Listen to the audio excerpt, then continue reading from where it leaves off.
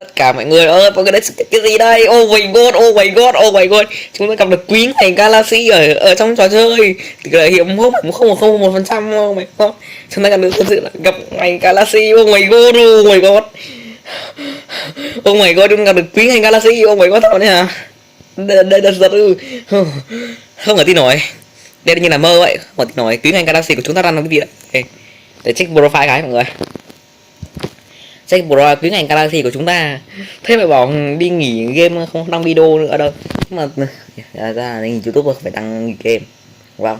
Chúng ta gặp được quý này vũ trụ ở sảnh chờ thay vì là ở trên YouTube. Oh my god. Quý này cái vũ trụ của chúng ta hiện tại là đang có quả ID thật ra không thế à? Nhìn nó biết không bằng tôi rồi, tại ID tôi lâu hơn chắc chắn là thế. Làm thế. Chơi được 859 ngày chắc đăng nhập chăm chỉ hơn tôi tí. Tôi chơi được có đó 859 bao nhiêu nhỉ? Ôi chết rồi, chết rồi, cái ngành vũ trụ của chúng ta rồi. Tôi chơi hơn đó, tôi chơi hơn cái ngành vũ trụ của tí mọi người. 884 trừ cho 859 bao nhiêu nhỉ?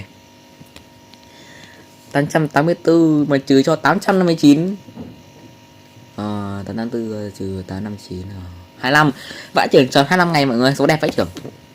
Cô ta nào này rồi, còn mấy đứa nhìn profile của tôi sau khi làm có bên phẩm mới tiếp này rồi.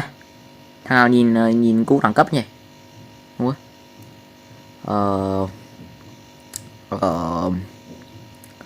Xem thằng nào nhìn đẳng cấp rồi. Thằng này không. Thằng này tôi không có tôi lầm. Nhưng tôi chỉ biết là tôi gặp quý ngành Galaxy và chúng ta thực sự đã gặp được quý ngành Galaxy ở thành chờ tỷ lệ với 0,01%. Thật không có tin nổi.